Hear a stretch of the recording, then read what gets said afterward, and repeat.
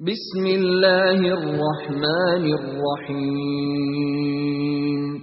Inna fatahna laka fathan mubina liyaghfira laka Allahu ma taqaddama min dhanbika wa ma ta'akhkhara wa yutimma ni'matahu 'alayka wa yahdiyaka siratan mustaqima وَيَنْصُرَكَ اللَّهُ نَصْرًا عَزِيزًا هُوَ الَّذِي أَنزَلَ السَّكِينَةَ فِي قُلُوبِ الْمُؤْمِنِينَ لِيَزْدَادُوا إِيمَانًا مَعَ إِيمَانِهِمْ وَلِلَّهِ جُنُودُ السَّمَاوَاتِ وَالْأَرْضِ وَكَانَ اللَّهُ عَلِيمًا حَكِيمًا.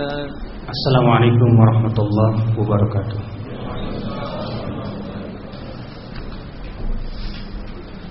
Innal hamdalillah nahmaduhu wa nasta'inuhu wa nastaghfiruh wa na'udzu billahi min shururi anfusina wa min sayyiati a'malina.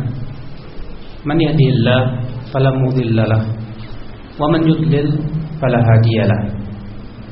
Wa asyhadu an la ilaha illallah wahdahu la syarika lah wa asyhadu anna Muhammadan abduhu wa rasuluh. Qala Allah ta'ala fi kitabihil karim, ya ayyuhalladzina amanu taqullaha haqqa tuqatih wa la tamutunna illa wa antum muslimun. Amma ba'd. Ayyuhal ikhwah, Allah subhanahu wa ta'ala adalah zat yang disifati dengan kesempurnaan. Allah subhanahu wa ta'ala yang diberikan oleh Allah, yang mempunyai sifat-sifat yang sangat indah.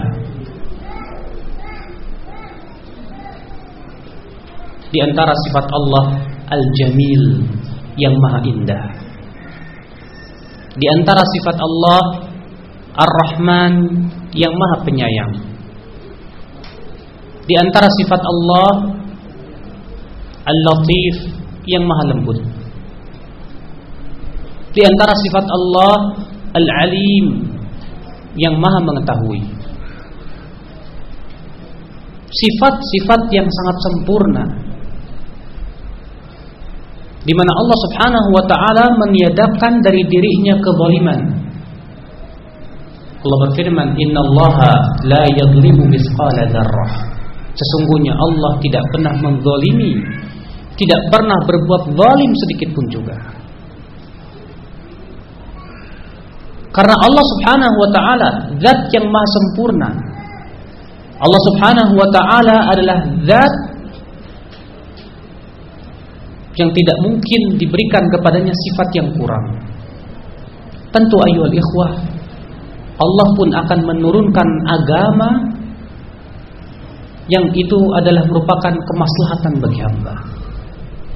Agama yang indah, agama yang penuh kasih sayang, agama yang penuh kelembutan, agama bagi mereka yang ada di dalam hatinya cahaya iman akan merasakan betapa manisnya ia.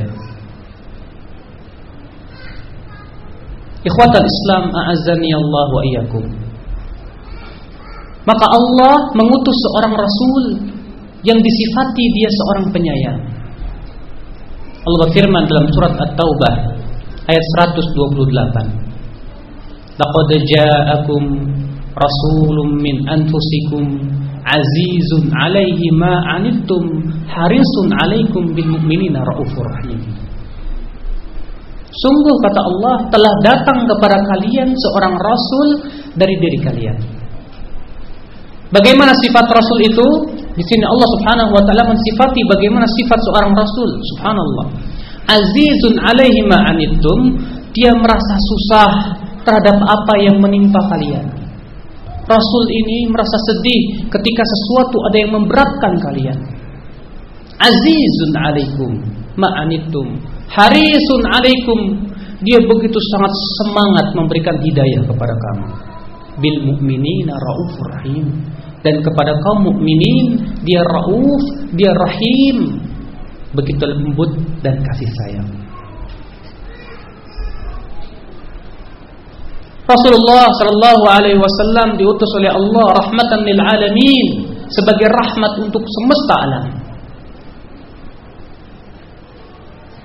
Makanya Rasulullah sallallahu alaihi wasallam ayyuhal ikhwah memberikan permisalan dirinya dengan umatnya.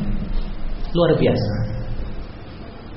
Innama masali wa masalu ummati, kata Rasulullah, sesungguhnya permisalanku dengan umatku kamathali rajulin auqada nar, seperti seorang laki-laki yang menyalakan api. Faja'al al-hasyarat yaqa'na fihi, faja'al ad-dawab wal farash yaqa'na fihi. Ternyata apa yang terjadi, kata Rasulullah sallallahu alaihi wasallam, binatang-binatang kecil, laron-laron itu berusaha masuk ke dalam api. Wa ana akhidun bihajuzikum, dan aku berusaha terus memegang ikat pinggang kalian, jangan sampai kalian masuk ke dalam api. Walakinnakum taqahhamuna fi, tapi ternyata kalian malah nekat masuk ke dalam api.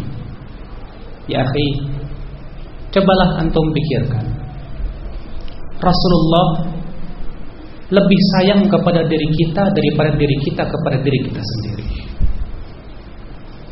Rasulullah sangat sayang kepada diri kita, akan tetapi kita tidak menyayangi diri kita. Maka saking sayangnya Rasulullah, maka beliau jelaskan semua kebaikan yang memasukkan ke dalam surga. Setiap kebaikan Rasulullah sampaikan, setiap keburukan Rasulullah sampaikan. Dalam rangka apa? Naam, itu adalah kasih sayang. Maka ikhwatal Islam, coba antum lihat, antum perhatikan, agama kita yang mulia demi Allah dipenuhi dengan kasih sayang. Agama kita ya demi Allah yang mulia ini dipenuhi dengan apa? Semuanya untuk kemaslahatan seorang hamba. Wallahi Allah tidak ingin dan tidak akan pernah menjadikan hamba-hambanya masuk ke dalam api neraka abadan. Apakah antum pernah dengar bahwa Allah menyuruh kepada keburukan? Tidak.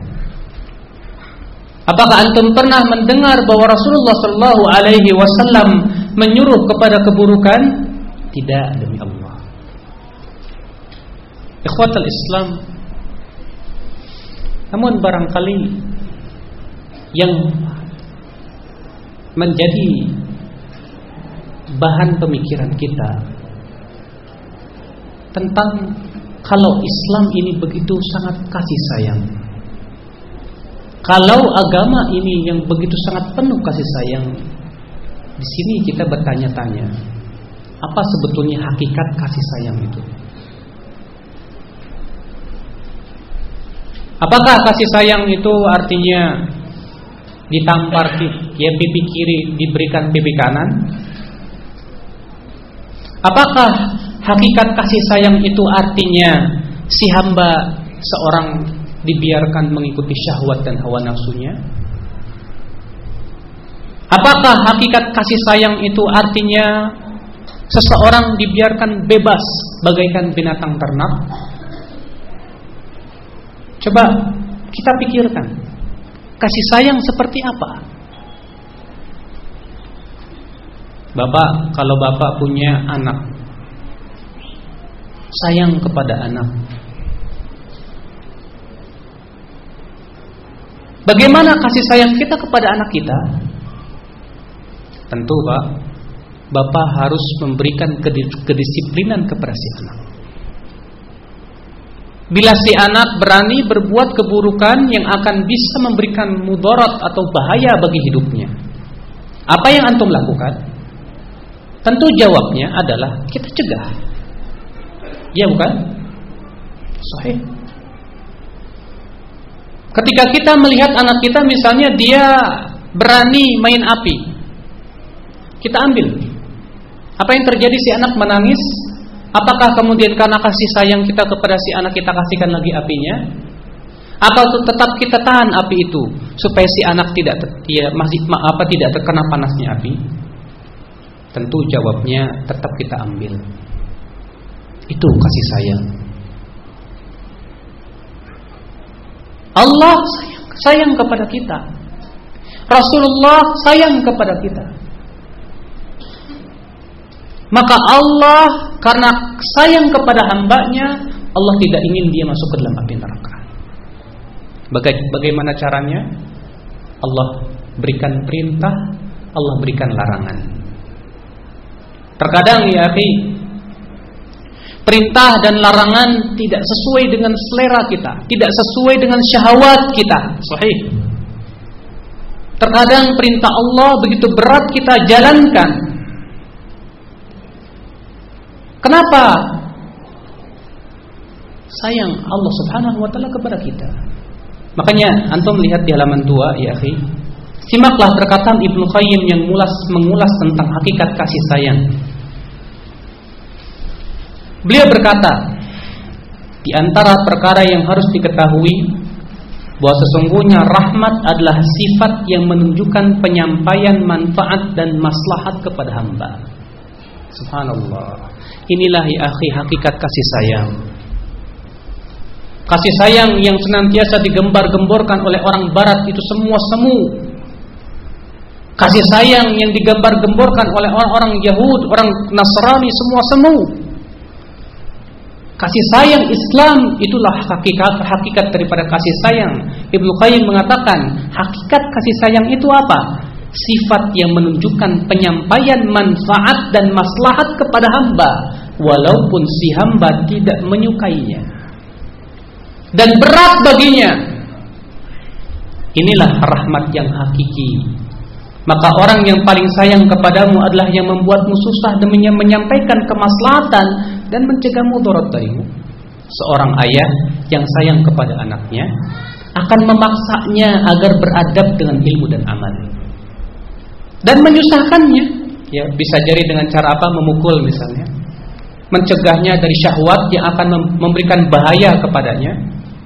Ingat, kapan saja seorang ayah melalaikan perkara ini untuk anaknya, ya, maka dikarenakan sedikitnya kasih sayang seorang ayah kepada anak. Meskipun ia mengira telah menyayanginya, memanjakannya, menyenangkannya, namun ia adalah kasih sayang yang diiringi oleh kebodohan. Antum biarkan anak antum main gamebot seharian penuh, nggak belajar dan yang lainnya, dengan klaim kasih sayang. Apa seperti itu kasih sayang ya akhi? Tidak. Coba kita terapkan dalam kehidupan kita. Allah menurunkan para rasul, Allah mengutus para rasul, Allah menurunkan kitab-kitab dalam rangka apa? Kasih sayang, bukan? Sahih, kasih sayang. Terkadang berat bagi hamba, na'am, berat pertama kali, namun ketika seorang hamba, subhanallah ya akhi, tidak ada sesuatu yang berat bagi seorang hamba, namun ketika si hamba membiasakan diri, ternyata akan terasa manis di hati. Iya. Ketika dia sedang tidur, terbiasa dia tidur, ya, enak dia tidur malam. Ketika dikumandangkan adzan as-salatu khairum minan naum, terkadang berat.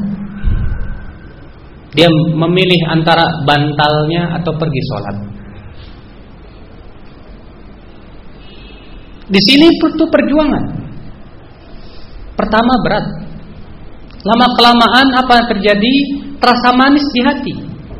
Ketika ia bangun malam, ketika ia pergi, ia berwudu, kemudian ia berdiri di hadapan Allah bermunajat, sehingga pada waktu itu ketika ia membiasakan seperti itu akan terasa apa? Manis. Manis. Memang pada awalnya pahit, seperti antum minum jamu ya akhi. Ya, jamu itu ya pahit. Tapi kalau dibiasakan lama-lama, akhirnya kayaknya kalau nggak minum jamu, aduh, badan saya nggak enak ya. Iya, soalnya. Demikian pula ya ketika seseorang membiasakan ya ketaatan kepada Allah Subhanahu wa taala, pertama terasa sulit, pertama terasa berat, pahit, tapi lama-kelamaan akan terasa ada sesuatu yang hilang ketika ia meninggalkannya. Kenapa? Karena cahaya iman sudah menempel di hatinya. Kemanisan iman sudah ia rasakan lezatnya. Tatkala ia sedikit kehilangan, dia merasa menyesal dalam kehidupannya. Itulah seorang mukmin, sebagaimana sabda Rasulullah SAW, "Man sarrathu hasanatuhu wa sa'athu sayyi'atuhu fahuwa mukmin." Siapa yang merasa gembira dengan kebaikannya dan merasa sedih dengan keburukannya, maka dia seorang mukmin. Alhamdulillah. Coba bertanya kepada diri kita, selama ini kita bergembirakah dengan kebaikan kita? Selama ini kita bergembirakah dengan keburukan kita? Musibah yang paling musibah ketika seseorang berbangga dengan keburukannya. Na'udzubillah. Ikhwatul Islam, itulah bentuk rahmat kasih sayang yang Allah berikan kepada hamba. Ikhwatul Islam, ada beberapa poin yang saya bahas di sini mengenai indahnya Islam. Wallahi ya akhi, Islam itu sangat indah sekali. Saya berikan di sini beberapa poin. Yang pertama, Islam datang memberikan kemaslahatan dan mencegah dari kemudaratan. Islam datang memberi kemaslahatan dan mencegah dari apa? Dari kemudaratan. Allah memerintahkan sholat, maslahat tidak? Maslahat. Allah memerintahkan kita zakat, maslahat tidak? Maslahat. Allah memerintahkan kita berpuasa, kita berhaji, maslahat tidak? Maslahat. Allah memerintahkan kita berbakti kepada orang tua. Allah memerintahkan kita menuntut ilmu. Allah memerintahkan, tidak ada setiap yang maslahat kecuali diperintahkan oleh Allah Rabbul Alamin. Dan setiap yang mudarat, bahaya untuk manusia, dilarang oleh Allah. Dilarang. Allah melarang mencuri, Allah melarang berzina, Allah melarang berjudi, Allah melarang berbagai macam keburukan. Semua dilarang oleh Islam ya akhi. Subhanallah, tidak ada agama yang seperti ini kecuali Islam. Semua maslahatan diperintahkan oleh Allah, semua keburukan dilarang oleh Allah Subhanahu wa ta'ala.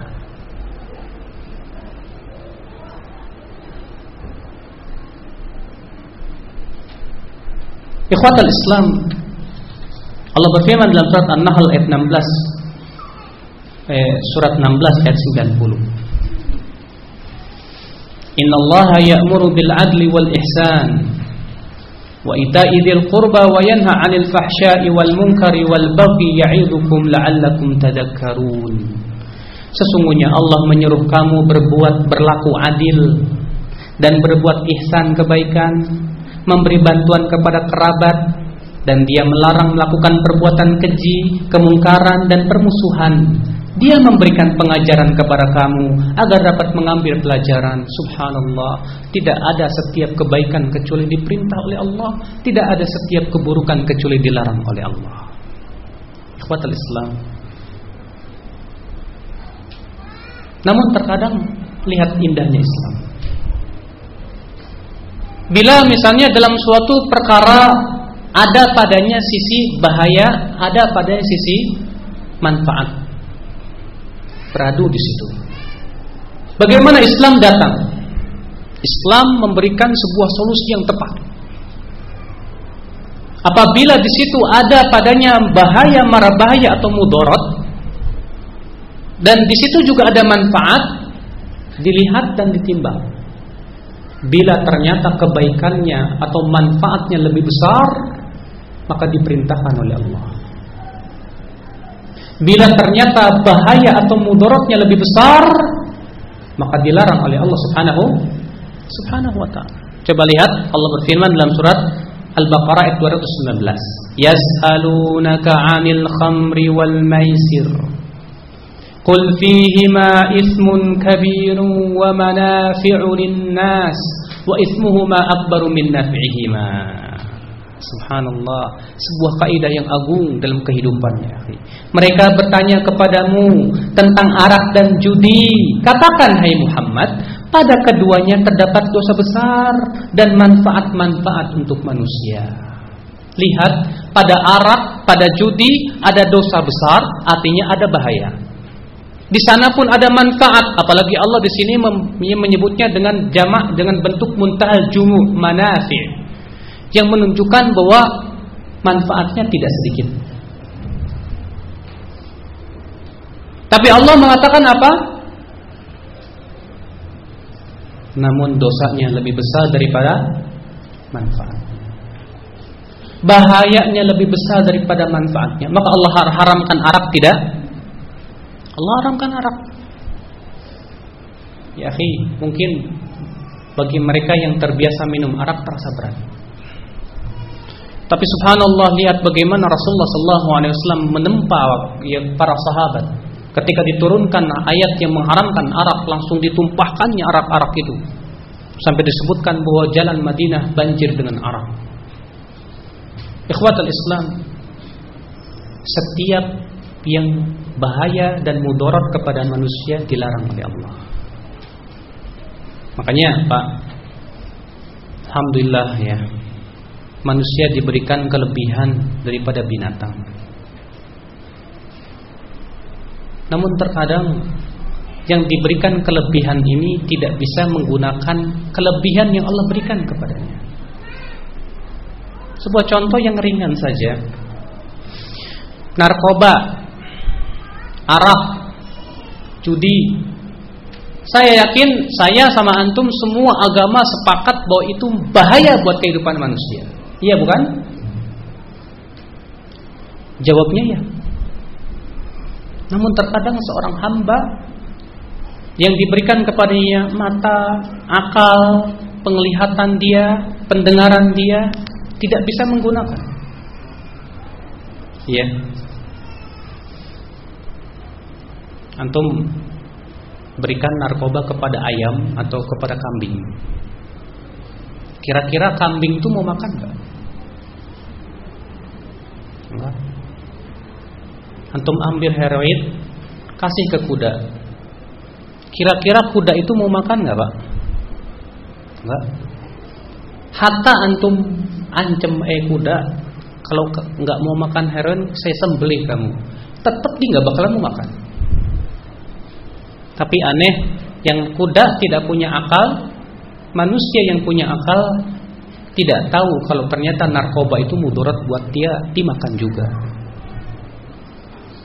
Makanya jangan salahkan kalau Allah mengatakan mereka lebih sesat dari binatang. Dari binatang ternak. Kenapa? Mereka punya penglihatan tapi tidak bisa digunakan. Mereka punya akal tidak digunakan. Ikhwatul Islam, di sini ya, lihat. Jadi Islam memberikan kepada kita solusi yang tepat. Apabila di sana tertimpa ada bahaya, ada manfaat, kita timbang. Apabila ternyata manfaatnya lebih besar, boleh, silakan. Kalau ternyata mudarat atau bahayanya lebih besar, maka dilarang. Terkadang dalam kehidupan kita sehari-hari ya akhi, tidak lepas dari itu. Antum pergi kerja atau pergi ke pasar untuk keperluan imam mencari nafkah atau yang lain. Tapi ya begitulah kita hidup di zaman fitnah, di angkot, di bis, apalagi yang hidup di Jakarta. Mungkin kalau di Batam sih masih enak ya. Di bis tidak lepas dari yang namanya campur baur antara laki-laki dan wanita. Dosa enggak, Pak? Dosa. Cuma kalau kita enggak pergi cari nafkah juga mudarat.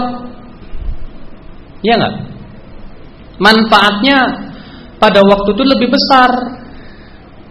Maka di sini terjadi antara bertemu padanya manfaat dan bahaya, mudarat.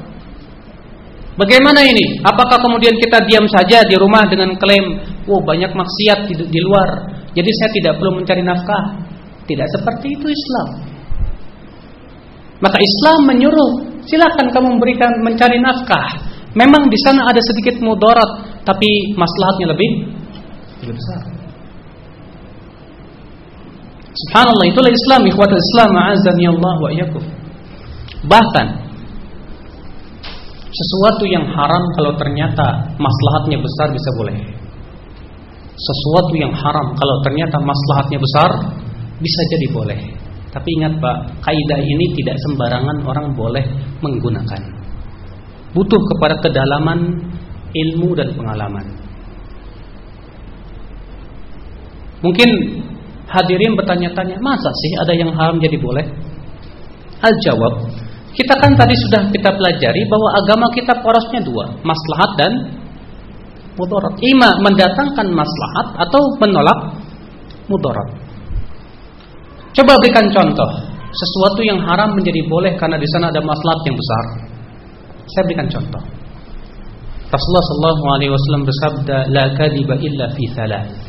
Tidak boleh berdusta kecuali pada 3 keadaan. Di sini Rasulullah mengharamkan dusta kecuali pada 3 keadaan. Ketika perang, ketika mendamaikan 2 muslim yang bertengkar. 3, ketika meridhokan seorang istri. Rasulullah mengizinkan seseorang berdusta dalam rangka mendamaikan 2 muslim yang bertengkar. Padahal dusta itu haram tidak? Haram. Tapi ternyata di situ maslahatnya besar dengan adanya perdamaian antara 2 muslim yang bertengkar, walaupun dengan cara yang haram atau dalam artian dengan berdusta dihalalkan oleh Islam. Karena apa? Di sana maslahatnya besar. Namun ingat, bukan berarti kita setuju dengan kaidah tujuan menghalalkan segala cara. Itu berbeda Pak. Saya sebatas memberikan kepada antum gambaran, itulah Islam. Artinya Islam, subhanallah, sangat datang, yaitu memberikan manfaat kepada manusia dan mencegah mudarat dari manusia. Antum misalnya di sebuah padang pasir tidak mendapatkan makanan kecuali bangkai. Kalau antum tidak makan bangkai itu, antum mati. Makan bangkai haram tidak? Haram. Tapi mempertahankan kehidupan maslahatnya besar tidak? Maslahatnya besar. Maslahat mempertahankan kehidupan lebih besar daripada mudarat bahayanya makan bangkai. Allah izinkan tidak makan bangkai? Izinkan antum jadi Sumanto. Makan bangkai. Tapi ingat, dia kata Allah, dia kata para ulama, fa ad-darurah tuqaddar bi qadariha. Darurat itu disesuaikan dengan keadaan daruratnya, tidak boleh berlebihan. Ini ikhwatul Islam, a'azzani Allah wa iyyakum. Jadi Islam mempertimbangkan antara maslahat dan mudarat. Setiap maslahat diperintahkan oleh Islam, setiap mudarat dilarang oleh Islam. Maka semua yang sifatnya maslahat berupa semua teknologi, ilmu-ilmu dunia, kedokteran, demikian pula biologi, fisika dan yang lainnya, yang itu semuanya kembali untuk kemaslahatan seorang hamba, maka itu diperintahkan oleh Allah Subhanahu wa taala. Dan semua ilmu-ilmu yang menyesatkan, yang berbahaya bagi hamba, ilmu dukun, perdukunan, sihir dan yang lainnya, dilarang oleh Islam. Ikhwatul Islam, inilah agama kita. Agama yang datang membawa kemaslahatan, mencegah mudaratan. Nomor 2.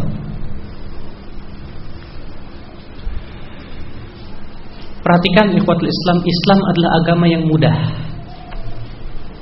Islam adalah agama yang mudah.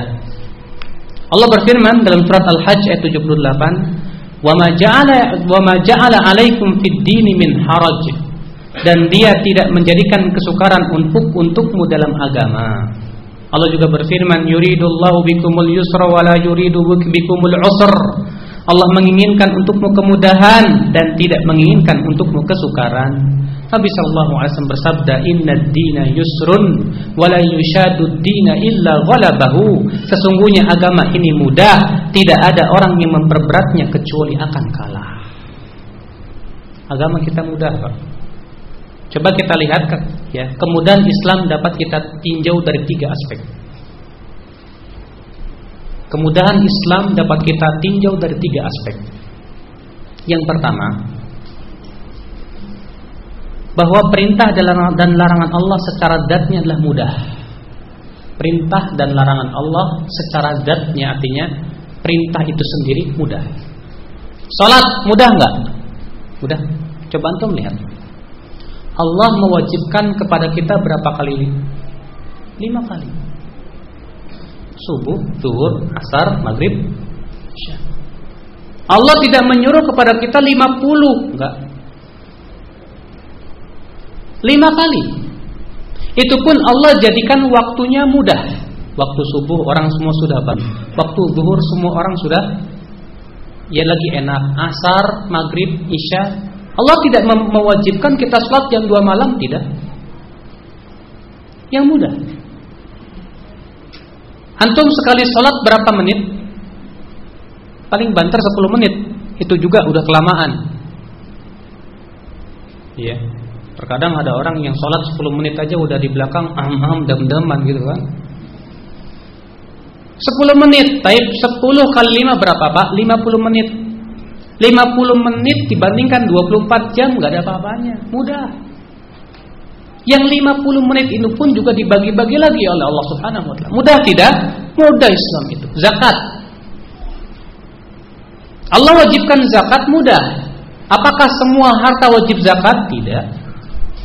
Untuk perhiasan cuma emas dan perak. Cuma emas dan perak yang diwajibkan padanya zakat. Adapun intan permata yang mahal-mahal tidak ada zakatnya. Itu pun juga Allah berikan wajibkan zakat kalau sudah sampai nisab. Itu pun juga nunggu 1 tahun haul. Bayangkan mudah tidak Islam? Wallahi mudah. Mudah antum. Islam itu Allah memberikan kemudahan semudah-mudah. Subhanallah. Puasa dalam 12 bulan Allah wajibkan hanya 1 bulan. Itu pun tidak seperti puasanya orang Yahudi dan Nasrani. Antum tahu puasanya orang Yahudi dan Nasrani, akhi? Ya, dari jam 6 sore sampai jam 6 sore lagi. 24 jam. Islam diberikan kemudahan. Ya, puasa mulai dari terbit fajar sampai terbenam matahari. Malamnya fadhal, antum puas-puasan, bisa makan, bisa bersetubuh dan yang lainnya. Alhamdulillah, subhanallah, mudah Islam. Haji memang terasa berat, tapi ingat Allah wajibkan haji hanya 1 kali seumur hidup. Mudah kan? Allah mudah. Jadi perintah Allah dan larangan Allah ya akhi pada hakikatnya Allah mudah. Apalagi meninggalkan larangan, Pak. Saya mau bertanya kepada antum, mana yang paling mudah? Melaksanakan atau meninggalkan? Hah? Mana yang paling mudah? Melaksanakan atau meninggalkan? Tentu jawab meninggalkan. Kenapa? Karena melaksanakan itu artinya beban. Sedangkan meninggalkan artinya melepaskan beban. Maka perintah atau larangan mudah semuanya. Allah melarang kita dari minum arak. Cuma kita tinggalkan saja. Allah melarang kita dari zina. Kita tinggalkan saja. Subhanallah ikhwatul Islam. Makanya perintah Allah dan larangan Allah secara zatnya mudah. Mudah. Kemudian sisi yang kedua, mudahnya Islam. Islam memberikan keringanan rukhsah ketika ada kesulitan berupa udzur atau darurat. Subhanallah. Sudahlah perintah itu ringan. Sudah gitu dikasih keringanan lagi kalau ada udzur, Pak. Kata Rasulullah sallallahu alaihi wasallam, "Shalli qa'iman fa illam tastati' fa 'ala jambin fa illam tastati' fa qa'idan fa illam tastati' fa 'ala jambin." Salatlah dengan berdiri, kalau enggak mampu ya duduk, kalau enggak mampu apa? Berbaring, kalau berbaring nggak mampu juga disolatin. Iya, orang kalau tidur nggak bisa sholat juga udah mati namanya. Lihat kemudahan Islam, Allah mudah Allah. Antum lagi puasa sakit, diberikan izin tidak puasa tidak? Silahkan buat batal puasa kalau lagi sakit. Faman kana minkum maridun aw ala safarin fa iddatun min ayyamin ukhar. Barang siapa di antara kalian sakit atau sedang bepergian, silahkan dia berbuka puasa, tapi harus diganti dengan hari yang lainnya. Subhanallah, Islam memberikan kemudahan. Antum ketika bepergian safar, maka Allah memberikan rukhsah keringanan untuk apa? Untuk mengqashar salat yang zuhur 4 rakaat jadi 2 rakaat. Sudah begitu lagi Rasulullah mengatakan bahwa Allah suka untuk didatangi keringanannya sebagaimana tidak suka didatangi maksiatnya. Ya akhi, ya. Semua keringanan itu dari Allah Subhanahu wa taala, sangat ringan kepada hamba Allah. Akan tetapi terkadang ya, kita menganggapnya sulit. Kenapa? Nanti akan kita bahas. Antum tidak dapat air untuk berwudu, maka Allah memberikan keringanan, boleh tayamum. Atau dapat air tapi malah mudarat buat penyakit kita, Allah ringankan, silahkan bertayamum. Berbagai macam keringanan ya akhi, subhanallah. Semua yang menyulitkan mendatangkan kemudahan. Demikian pula ketika ada darurat. Kata para ulama, ad-darurah tubihul mahdurat. Sesuatu yang darurat membolehkan yang diharamkan oleh Allah Subhanahu wa taala. Datang Islam memberikan kemudahan. Tadi sudah saya berikan contoh, bolehnya makan bangkai ya ketika darurat, tidak punya makanan lain. Boleh, silakan. Ya. Ikhwatal Islam, a'azzani Allah wa iyyakum. Ketiga, aspek yang ketiga ya akhi, tentang kemudahan Islam. Beban berupa ibadah pada asalnya ditiadakan dari hamba. Adapun masalah dunia maka pada asalnya dihalalkan bagi mereka. Allahu Akbar. Kemudahan lain. Ketika ibadah itu beban bagi seorang hamba, maka para ulama mengatakan pada asalnya ibadah itu haram. Pada asalnya ibadah itu haram, tidak boleh kita lakukan sampai ada dalilnya dari pembuat syariat, yaitu Allah Rabbul Alamin. Ketika ibadah itu beban, ketika beban itu menyulitkan, maka pada asalnya diharamkan. Tapi untuk masalah dunia, Allah halalkan pada asalnya sampai ada dalil yang mengharamkannya. Dalil ya yang mengatakan bahwa pada asalnya ibadah itu haram apa? Yaitu hadis yang datang Muslim. Man amila amalan laisa alaihi amruna fahuwa raddun. Barang siapa yang beramal dengan suatu amalan yang tidak ada di atasnya urusan agama kami ini, maka dia tertolak. Makanya apa? Iya. Ibadah itu ngapain sih susah-susah? Rasulullah kalau sholat tinggal Allahu Akbar. Ada orang menyusahkan, Allah, enggak jadi lagi. Saya pernah lihat, apalagi di Jawa banyak. Allah, enggak paham. Saya tanya kepada dia, kenapa sih Pak? Ya karena dalam kitab Ihya Ulumuddin atau beberapa kitab yang dia pegang itu, katanya ketika kita mengucapkan Allah itu sambil dilafadzkan dalam hati niat kita. Jadi kita mengatakan Allah, hati berucap, ya saya berniat untuk sholat. Kata padahal Imam Syafi'i mengatakan mustahil menggabungkan antara perkataan lisan dengan perkataan hati, mustahil kata Imam Syafi'i rahimahullah. Dia begitu beratnya Allah. Anehnya pas imamnya ruku langsung jadi gitu. Ikhwatul Islam, Islam mudah. Apa sulitnya? Rasulullah SAW kalau sholat Allahu Akbar, mudah bukan? Mudah, tidak perlu dipersulit. Makanya orang yang mengamalkan sunnah Rasul yang sesuai dengan perintah Allah dan Rasulnya, wallahi mudah. Ibadah kita mudah, tidak perlu susah. Pernah suatu ketika, ya, Ada 3 orang datang kepada istri-istri Rasulullah SAW bertanya tentang ibadah Rasulullah. Lalu istri-istri Rasulullah SAW pun mengabarkan kepada Rasulullah tentang beginilah ibadah Rasulullah. Apa yang terjadi? Faka'annahum taqalluha. Mereka menganggap kok ibadah Rasulullah kok sedikit sekali. Apa yang terjadi? 3 orang ini berkata, aina nahnu min Rasulillah? Siapa ya kita dibandingkan dengan Rasulullah? Qad ghafarallahu lahu ma taqaddama min dzambi wa ma ta'akhkhar. Rasulullah kan sudah diampuni dosanya yang sudah lalu dan akan datang. Lah kita, akhirnya apa yang terjadi, Pak? Yang satu berkata, saya akan puasa setiap hari, bersambung terus. Yang satu berkata, saya akan tahajud semalam suntuk, nggak tidur. Yang satu berkata, saya nggak bakalan menikah, khusus ibadah. Maka terdengarlah kisah 3 orang ini kepada Rasulullah. Fabalagha dzalika ila Rasulillah sallallahu alaihi wasallam. Maka Rasulullah memanggil mereka dan berkata, antumul ladzina qultum kada wa kada. Apakah kamu yang pernah mengatakan begini dan begitu? Kata mereka, iya wahai Rasulullah. Ama wallah, demi Allah, inni akhsyakum lillah wa atqakum la. Aku ini lebih takut kepada Allah dan lebih bertakwa dari kalian. Walakinni asumu wa uftir. Tapi saya berpuasa, saya berbuka.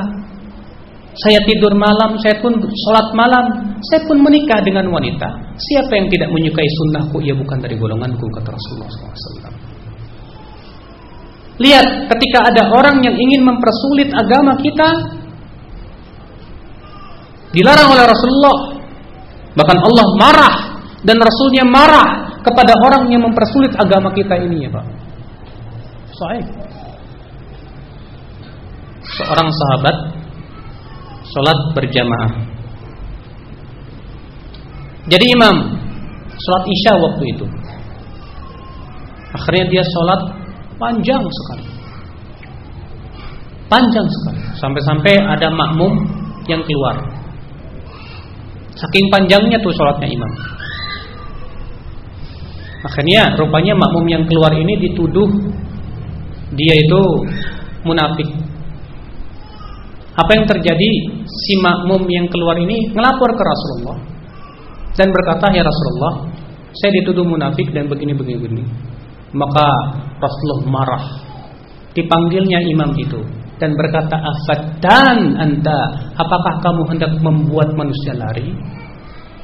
Kata Abu Mas'ud, demi Allah, aku belum pernah melihat Rasulullah semarah itu. Beliau bersabda, inna minkum munafirin, di antara kalian ada orang yang membuat lari. Lihat, dia ingin sholat isya menjadi imam, dia ingin sholat panjang, namun sayang dipanjangkan sehingga akhirnya si makmum menjadi berat. Maka Rasulullah marah kepada orang seperti ini. Kenapa? Dia memperberat agama kita, Pak. Makanya ini, Pak, agama kita mudah, Allah. Ya, beban berupa ibadah pada asalnya ditiadakan dari hamba. Kalau antum masih ragu ini ibadah boleh apa enggak, jangan antum laksanakan dulu sampai antum yakin bahwa telah ada dalil dari pemilik syariat ini bahwa itu diperintahkan oleh Allah Subhanahu wa taala.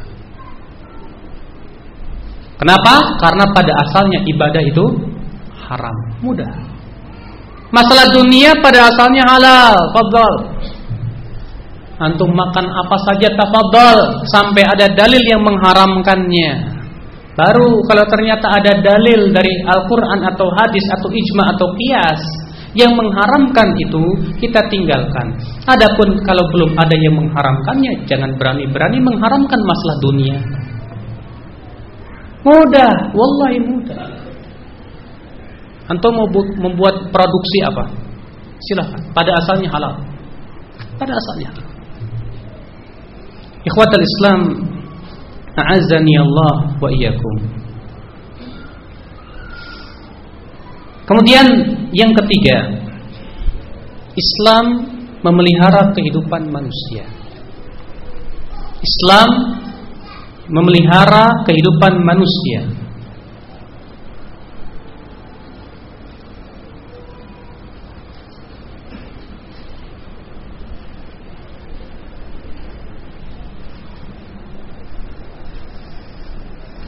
Sesungguhnya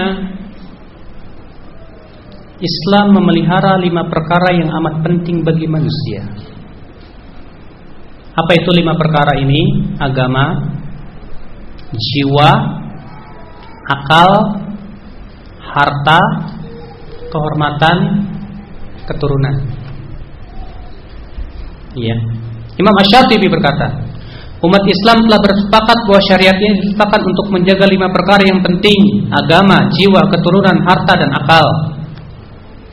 Ya, adapun agama, maka Allah Subhanahu wa taala yang Maha Tinggi lagi Maha Mulia berfirman, wa anna hadza sirati mustaqiman fattabi'uhu wa la tattabi'us subul fatafarraqa bikum an sabilih. Dan inilah jalanku yang lurus, maka ikutilah, dan janganlah mengikuti jalan-jalan selainnya, niscaya jalan-jalan tersebut akan memecah belah kalian dari jalannya.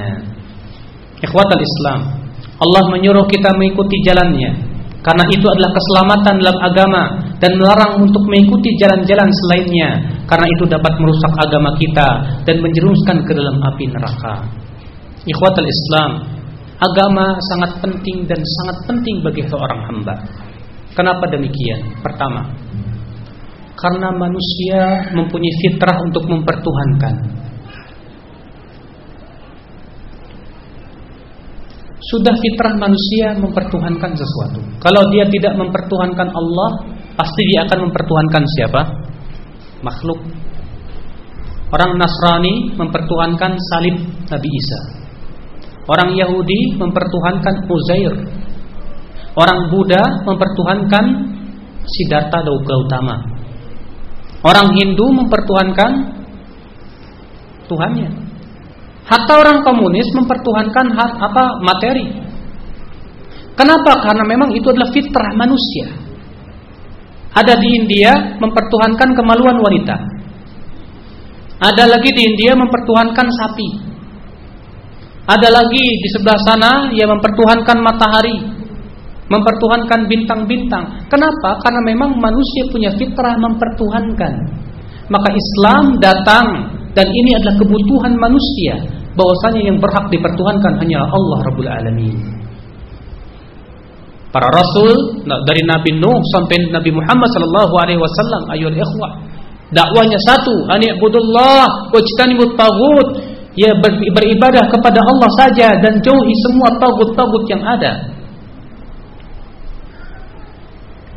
Ikhwatul Islam, agama sangat dibutuhkan oleh manusia. Kenapa? Yang kedua, karena manusia mempunyai hawa nafsu dan syahwat. Bila dibiarkan ia lepas, mungkin bagaikan binatang ternak, akan rusak dan hancur kehidupan manusia. Maka Allah Subhanahu wa taala menurunkan agama untuk kebutuhan manusia, dalam rangka mengikat hawa nafsu, dalam rangka membimbing syahwat. Supaya apa? Supaya itu berubah menjadi sesuatu yang baik buat manusia. Agama. Maka agama, ya akhi azani Allah wa iyyakum, ya sesuatu yang sangat urgen sekali, bahkan itu ya kebutuhan primer bagi seorang hamba. Maka Islam pun meletakkan segala wasilah untuk menjaga agama, ya akhi. Bagaimana wasilah-wasilah Allah meletakkan agama kita? Yang pertama dengan disuruh kita beramal saleh. Disuruh kita beramal saleh. Allah berfirman, wa tilkal jannatul lati urithumuha bima kuntum ta'malun. Itulah surga yang diwariskan kepada kamu disebabkan apa yang dahulu kamu amalkan. Beramal, menjaga Islam. Beramal, sholat, zakat, puasa, haji, umrah, berbakti kepada orang tua, menyambung tali silaturahmi, bersedekah, berinfak, dan yang lainnya. Ya, beramal itu menjaga agama seorang hamba. Tanpa amal tidak akan terjaga kehidupan seorang hamba, ya. Semua para nabi dan rasul membawa dua, ilmu dan amal. Allah berfirman, huwallazi arsala rasulahu bil huda wa dinil haq liyudhhirahu 'ala ad-dini kullih. Dialah Allah yang telah mengutus rasulnya dengan ilmu dan huda. Wa dinil haq, al huda yaitu ilmu, dinul haq yaitu amal. Untuk apa? Liyudhhirahu 'alad dini kulli, untuk memenangkan di atas seluruh agama. Allah mengatakan bahwa Allah mengutus Rasulnya dengan dua, ilmu dan amal. Dalam rangka apa? Memenangkan di atas seluruh agama. Ilmu dan amal. Setiap hari kita mohon, ihdinas siratal mustaqim, siratal ladzina an'amta 'alaihim ghairil maghdubi 'alaihim waladdallin. Tunjuki kami ya Allah ke jalan-Mu yang lurus. Bagaimana jalan yang lurus itu? Yaitu jalan yang Engkau berikan nikmat kepada mereka, bukan jalan orang yang dibenci, bukan jalan orang yang sesat. Imam Tirmidzi meriwayatkan dengan sanad yang hasan, dan Tirmidzi berkata hadis ini hadis hasanun sahih, bahwasanya Rasulullah SAW bersabda, orang yang dibenci adalah Yahudi dan orang yang sesat adalah orang Nasrani, orang-orang Kristen. Kenapa? Dijelaskan oleh para ulama, orang Yahudi dibenci karena mereka punya ilmu namun mereka tidak beramal. Dijelaskan oleh para ulama bahwa orang Nasrani sesat. Kenapa? Mereka rajin beramal tapi tidak di atas ilmu. Maka Allah menjelaskan bahwa jalan yang lurus itu adalah ilmu dan amal. Allah memerintahkan kita menuntut ilmu, tujuannya untuk mengamalkan ya akhi, bukan untuk berbangga dengan banyaknya ilmu, tidak. Allah mengutus para rasul tujuannya untuk mengamalkan, itu adalah buah. Naam, beramal. Bahkan ilmu tanpa amal akan menjadi bumerang bagi pemiliknya. Rasulullah SAW sabda, Al-Qur'anu hujjatun laka aw 'alaik. Al-Qur'an akan menjadi hujjah yang akan membela kamu, ataukah Al-Qur'an akan menjadi bumerang yang akan menyeret kamu ke dalam api neraka. Titiknya ada pada amal. Amal. Ya akhi, antum bersyukur diberikan oleh Allah ilmu. Ana dan antum alhamdulillah ya diberikan oleh Allah sampai hari ini ya keinginan terus untuk menggali ilmu Allah. Tapi ingat, amal itu yang sangat penting sekali. Kemudian wasilah yang kedua ya akhi, itu berhukum dengan agama Allah. Ini wasilah yang besar. Wasilah yang besar untuk membela agama Allah itu adanya berhukum kepada agama Allah. Ya, baik secara individu, keluarga maupun secara daulah. Makanya Allah Subhanahu wa taala bersumpah dalam surat An-Nisa ayat 165 atau 65 ini, saya lupa. 65 ya. Fala wa rabbika la yu'minun hatta yuhakkimuka fima shajara bainahum thumma la yajidu fi anfusihim harajan mimma qadaita wa yusallimu taslima. Maka tidak, demi Rabbmu, mereka tidak beriman sampai berhukum kepadamu dalam perkara yang mereka perselisihkan di antara mereka, kemudian tidak mendapatkan dalam dirinya rasa berat untuk menerima keputusanmu, dan mereka menyerahkan diri dengan sebenar-benarnya penyerahan. Lihat ayyuhal ikhwah, di sini Allah meniadakan keimanan dari seseorang sampai terpenuhi 3 perkara. Allah mengatakan tidak, demi Rabbmu, mereka tidak beriman sampai kapan? Yang pertama, berhukum kepadamu. Dalam masalah apa? Dalam perkara yang mereka perselisihkan. Wajib kita berhukum kepada Rasulullah SAW. Wajib kita berhukum kepada agama Allah Rabbul Alamin. Yang kedua apa? Kemudian tidak mendapatkan dalam dirinya rasa berat untuk menerima keputusanmu, dan mereka menyerahkan diri dengan sebenar-benarnya penyerahan. Berhukum, ya akhi, penting. Kalau negara kita tidak berhukum dan hukum Allah secara 100%, kenapa? Akibat daripada rakyatnya tidak berhukum dan hukum Allah. Sahih. Makanya Allah berfirman, "Wa kadzalika nuwalli ba'dadh dhalimin ba'dhan bima kanu yaksibun." Demikianlah kami jadikan untuk orang-orang zalim itu pemimpin dari orang-orang yang zalim juga. Artinya, apabila rakyatnya zalim, Allah akan berikan pemimpin yang zalim. Apabila rakyatnya tidak mau berhukum dan hukum Allah, Allah berikan pemimpin yang sama serupa dengan mereka. Maka benar apa kata Ibnu Qayyim, bahwa ar-ra'i mir'atur ra'iyyah, pemimpin itu seperti apa? Cerminnya suatu bangsa. Bapak sekalian, penting berhukum dan hukum agama Allah ini. Kenapa? Karena itu adalah untuk kemaslahatan manusia. Lihat, semua negara yang tidak mempraktikkan hukum Islam pasti keburukannya lebih banyak tersebar. Di Amerika, pembunuhan dalam 1 jam berapa kali, pemerkosaan dan yang lainnya, berbagai macam kejahatan. Tapi lihat di Saudi Arabia ditegakkan hukum Islam, wallahi tenang ya. Ketika ditegakkan hukum pancung, orang mau membunuh mikir-mikir dulu. Ketika ditegakkan hukum potong tangan, orang yang mau mencuri mikir-mikir dulu. Makanya ya akhi, subhanallah, tidaklah ditegakkan hukum Allah kecuali di sana pasti akan terjadi dan terjamin keamanannya. Wallah sahih, akan terjamin. Mungkin barangkali kita bertanya-tanya, terus bagaimana Ustaz dengan keadaan di Indonesia tidak berhukum dengan hukum Allah? Bagaimana caranya? Apakah kemudian kita membuat sebuah pemberontakan? Ya tentu tidak. Tentu ya akhi, Allah mengatakan apa? Innallaha la yughayyiru ma biqaumin hatta yughayyiru ma bi anfusihim. Allah tidak merubah suatu kaum sampai mereka merubah apa?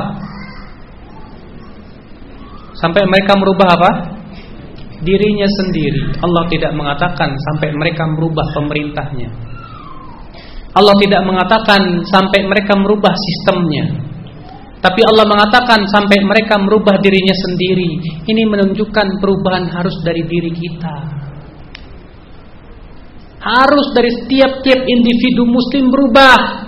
Kalau setiap individu muslim di Indonesia ini berubah, mau berhukum dengan agama Allah, Allah akan berikan pemerintah yang berhukum dengan hukum Allah subhanahu wa ta'ala. Makanya benar seseorang yang berkata, aqimu daulatal Islam fi nufusikum tuqam lakum fi ardikum. Tegakkan dulu daulah Islam itu pada diri kalian. Niscaya ya akan tegak daulah Islam di negeri kalian. Setiap kita harus mau berhukum dengan hukum Allah. Setiap kita harus mau untuk berhukum dalam setiap yang kita perselisihkan. Yang kita perselisihkan masalah dunia, masalah agama dan yang lainnya, kita kembalikan kepada Allah dan Rasulnya. Bagaimana firman Allah, bagaimana sabda Rasulullah. Di sini butuh kepada ketundukan ya akhi, ketundukan masalahnya.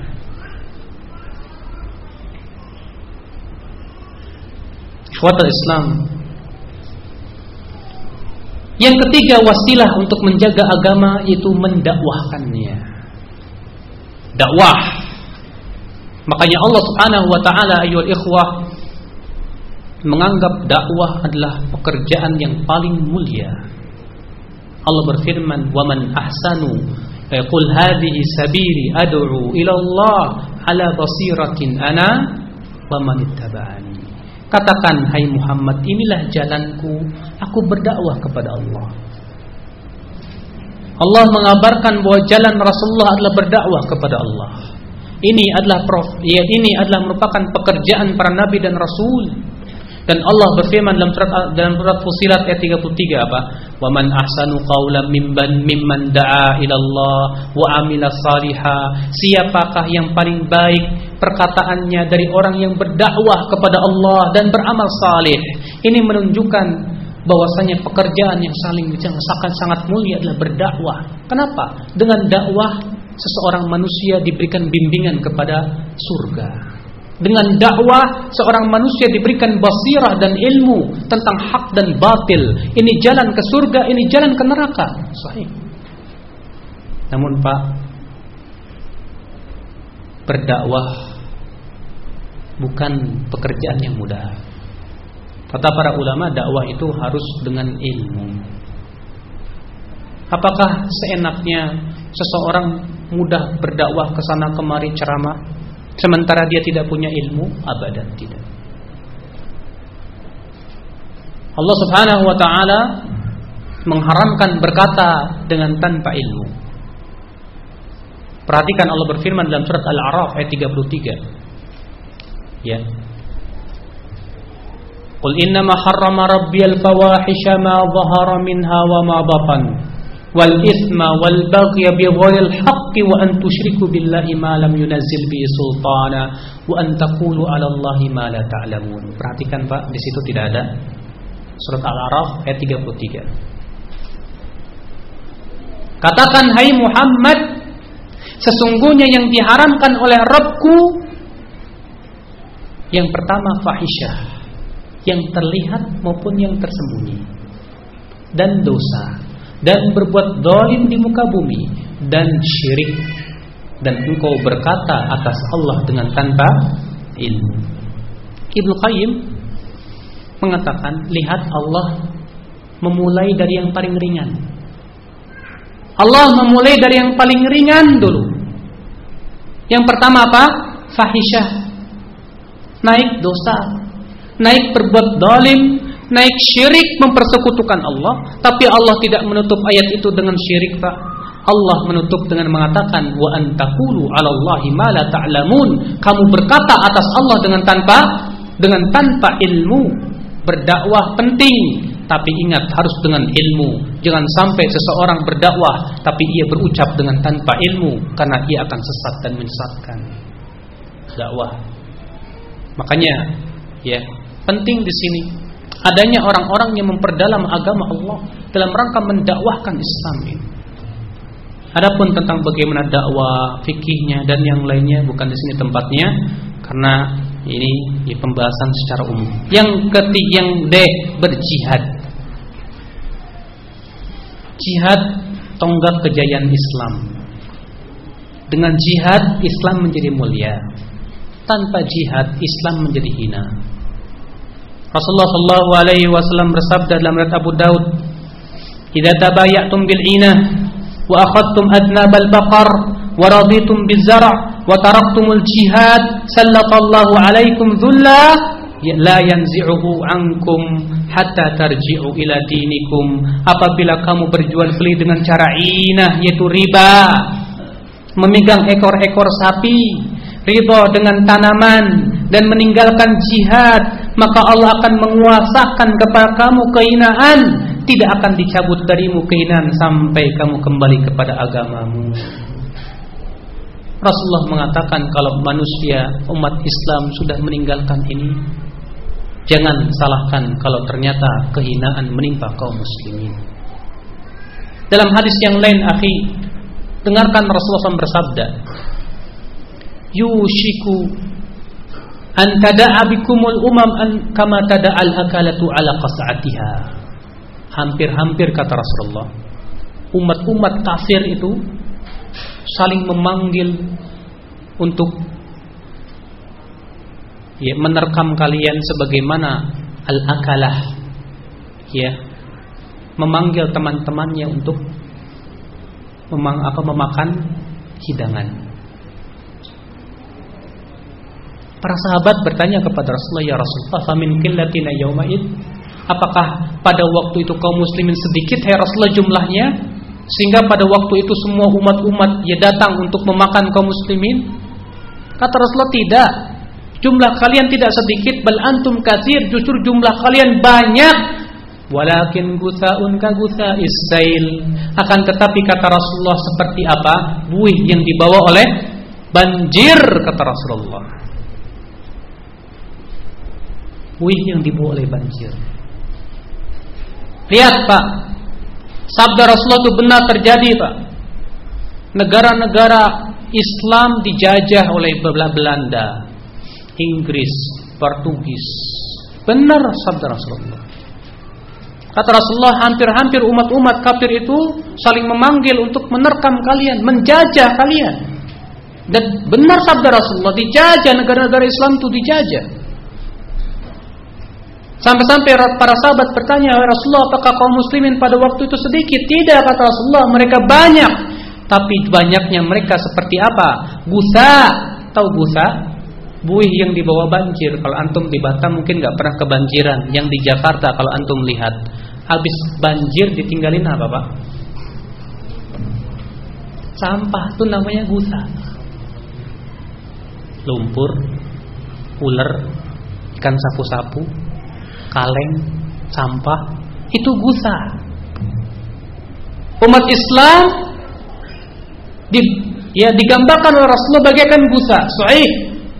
Yang koruptor orang Islam, yang tukang curanmor orang Islam, yang suka ngambilin sendal hari Jumat orang Islam, yang suka Masya Allah, macam-macam ada, Pak. Tukang ngibul, pencopet, perampok, bahkan di Jakarta pencuri motor, haji. Pak Haji jadi pencuri motor. Masya Allah, Allahu Akbar. Sampai di sana itu, di Kuningan ada satu kampung, semua satu kampung profesinya pencuri.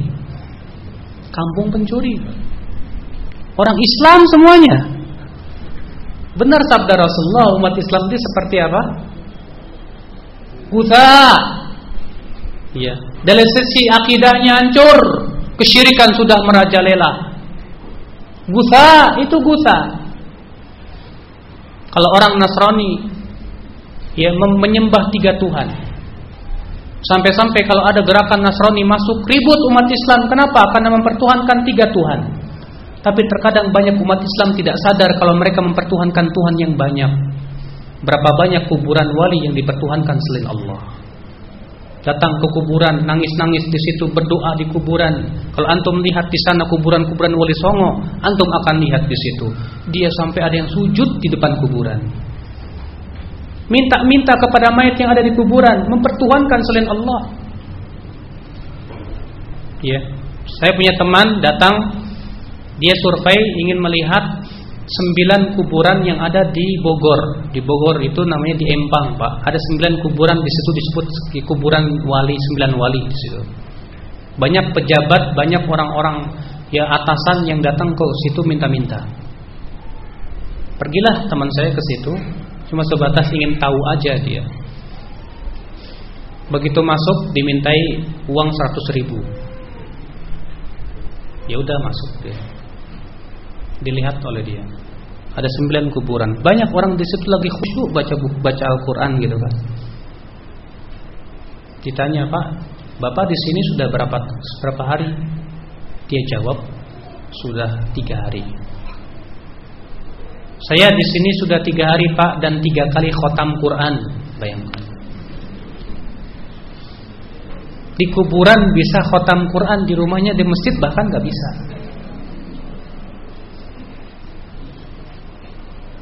Akhirnya orang ini balik bertanya. Orang ini balik bertanya ke dia, "Mas, datang ke sini ngapain?" "Enggak, saya cuma ngeliat aja." Apa kata dia? Mas kalau pengen supaya minta kekayaan, ini kuburannya. Kalau pengen dinaikkan pangkatnya, yang ini kuburannya, Mas. Jadi setiap kuburan ada fungsinya. Allahu Akbar. Subhanallah. Mempertuhankan selain Allah. Berapa banyak kuburan-kuburan yang dipertuhankan selain Allah. Tidak sadar umat Islam kalau ia telah mempersekutukan Allah Rabbul Alamin. Ikhwatal Islam, di sini kita butuh jihad. Jihad dengan cara apa? Yang pertama, karena Al-Hafidz Ibnu Hajar menyebutkan bahwa jihad itu 4 martabat. Jihad ada 4 martabat. Yang pertama, jihadun nafs, jihad melawan diri. Ini disebutkan oleh Al-Hafidz Ibnu Hajar dalam Fathul Bari, Al-Asqalani dalam Fathul Bari, bab tentang masalah jihad. Yang pertama, ya akhi, jihadun nafs, jihad melawan diri. Yang kedua ya akhi, jihadu syaitan, jihad melawan setan. Yang ketiga ya akhi, jihadul fusaq, jihad melawan orang-orang fasik. Yang keempat ya akhi, jihadul kuffar, jihad melawan orang-orang kafir. Jihad diri kata Ibnu Hajar. Adapun jihad melawan diri dengan cara apa? Menuntut ilmu dan mengamalkan ilmu. Antum datang menuntut ilmu ini bukan jihad. Kata Abu Darda, siapa yang mengatakan bahwa menuntut ilmu bukan jihad, maka otaknya ada sesuatunya. Artinya menuntut ilmu itu termasuk bagian dari jihad. Yang kedua jihad melawan setan. Bagaimana caranya kata Ibnu Hajar? Yaitu dengan cara mempelajari khutuwati syaitan, langkah-langkah syaitan. Yang ketiga jihadul fusaq, jihad melawan orang fasik. Bagaimana caranya? Dengan cara mendakwahi mereka, didakwahi mereka. Yang keempat ayyuhal ikhwah, jihadul kuffar, jihad melawan orang kafir. Dengan cara apa? Dengan apa? Dengan jiwa dan harta. Ini berjihad. Maka setiap kita harus mau untuk berjihad, terutama jihad melawan diri kita. Yang paling penting harus berjihad melawan diri. Saya kira cukup dulu, istirahat dulu kita sampai di sini. Insyaallah kita lanjutkan kajian kita setelah istirahat. Assalamualaikum warahmatullahi wabarakatuh.